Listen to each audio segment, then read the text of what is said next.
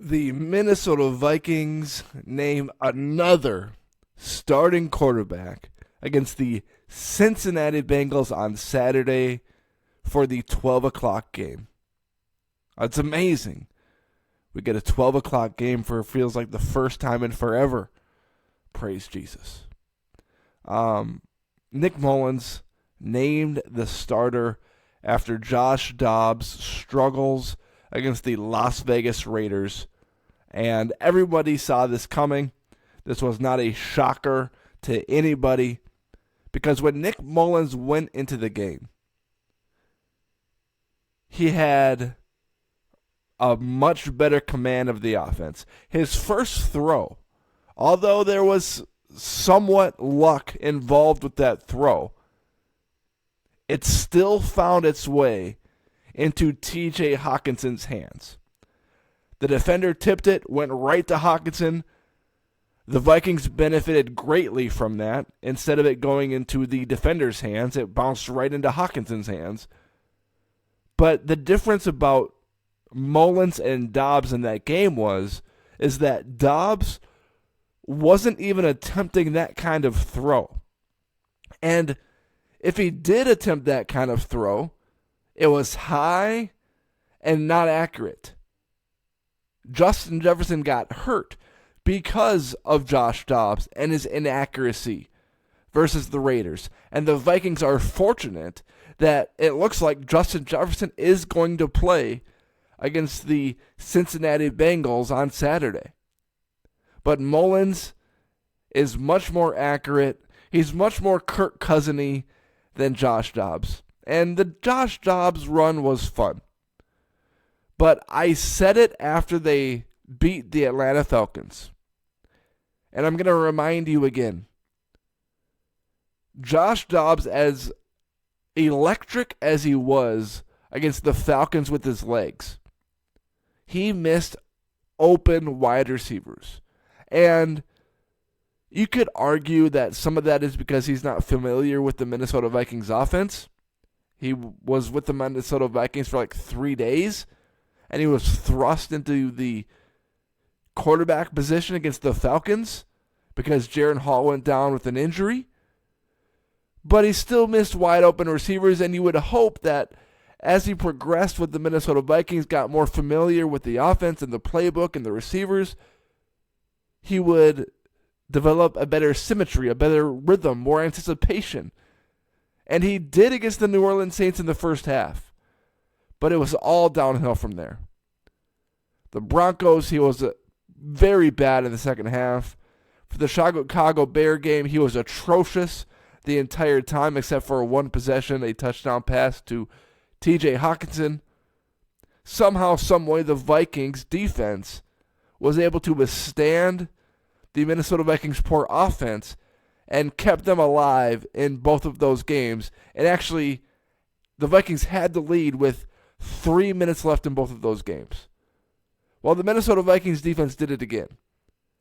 They supported or carried a poor Minnesota Vikings offense to a win versus the Las Vegas Raiders.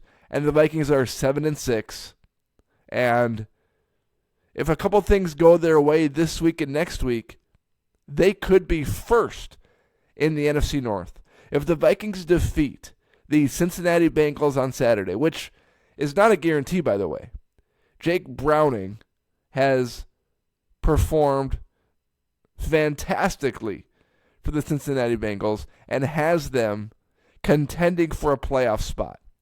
This is not going to be a cakewalk, but hopefully the Minnesota Vikings defense can continue their momentum, can continue to dominate opposing quarterbacks, make them feel uncomfortable.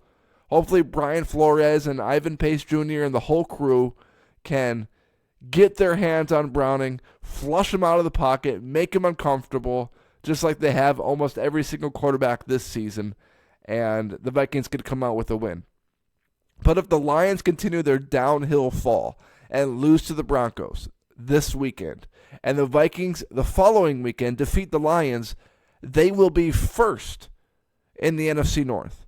Now again, what does it matter when You've got the 49ers, and you've got the Eagles, and you've got the Cowboys, all in the NFC. The best teams in football. But, hey, it matters to Kevin O'Connell. It matters to the players. Because as much as it doesn't matter because the Vikings are going nowhere in the playoffs, for Kevin O'Connell to say that he took the Vikings to 13-4 in his first season, and then for him to say that he contended, maybe even won, the NFC North with Kirk Cousins, Jaron Hall, Josh Dobbs, and Nick Mullens? How can a head coach receive any more praise than that? Nick Mullens is a quarterback that can run Kevin O'Connell's offense the way he wants, and Josh Dobbs against the Raiders just didn't have it. We had Dobbs' sanity for a couple weeks. It was this fun national story. The astronaut as the quarterback. There were stories in the Athletic. ESPN was covering it. It was super fun. But just like the Tommy DeVito story with the New York Giants, does it really have long-term life when you really, really break down the story? When you really, really break down the player?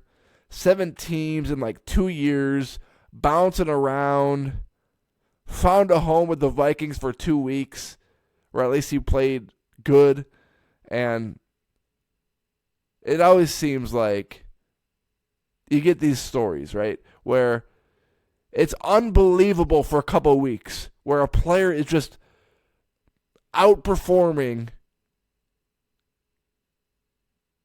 and dominating something that they've never done in that sport. And then they come back to earth. And that's what the Josh Dobbs story was. That's what the Lynn Sanity story was, the Jeremy Lin story. That might be what the Jordan Love story is. At the beginning of the year, Jordan Love sucked. And then he went on this amazing run of greatness where he just found his rhythm as a quarterback, beat the Chiefs, beat the Chargers. And maybe now Jordan Love is falling back to earth after his poor performance against the New York Giants. But it's funny how Nick Mullens, I'm sure he's running the same plays as Josh Dobbs. It didn't look like there was much tweaking that happened when Nick Mullens entered the game. But it's so funny how 2 quarterbacks can see the same play. Receivers can have the same routes. The defense is running the same defense. And Nick Mullens finds open wide receivers, connects with them, has good timing, and Josh Dobbs is throwing it 10 feet over wide receivers' heads, putting receivers in dangerous spots, and completely missing wide open receivers down the field. It's like, how can LeBron see wide open teammates in the corner, thread the needle the way he does, and then you got teams like the Detroit Pistons that have lost 20 straight games? It's amazing how 2 different people can see the same defense and completely see different things. There's anticipation in sports that can't be taught. There's a feel that can't be found in statistics. And Josh Dobbs, it was quite obvious, even after the Falcons game, that he just doesn't quite have that feel that you look for and hope for in your starting quarterback. And now the Vikings are on their 4th guy with 4 games to go, with a 7-6 record. Here we go. Trying to make a run with their 4th quarterback. Unbelievable. Before this podcast wraps up, I got to go on a little rant because Subway, eat fresh. My wife and I were at a baby appointment because she's pregnant for the 2nd time, and we are going to be delivering in the St. Louis Park area, in Minnesota, that is. And we had appointments at 9:30, and then we had another appointment a couple hours later at a different spot for our daughter's 18-month appointment. And we had a little bit of time in between appointments, and we were kind of hungry because we didn't really eat a whole lot in the morning. And we're looking around the area, and there's a super expensive bakery, and then there's this Subway nearby, and I love Subway. I'm a big Subway guy. I always have been, always will be. However, it looks different to me now because I'm gluten-free and have been for 2 years, and Subway does not create gluten-free bread. Jersey Mike's does. Jersey Mike's is sensational. I'll take Jersey Mike's over Subway all day, every day. But I do miss Subway. And maybe I'm romanticizing how good it tasted because I haven't tasted it. I haven't tasted that Italian bread with herbs and cheese for 3 or 4 years. But Subway does make a modified version of any sandwich they have by making it into a protein bowl. So my wife and I, we ordered a protein bowl, which completely takes out the bread, and we ordered a chicken and bacon ranch at Subway.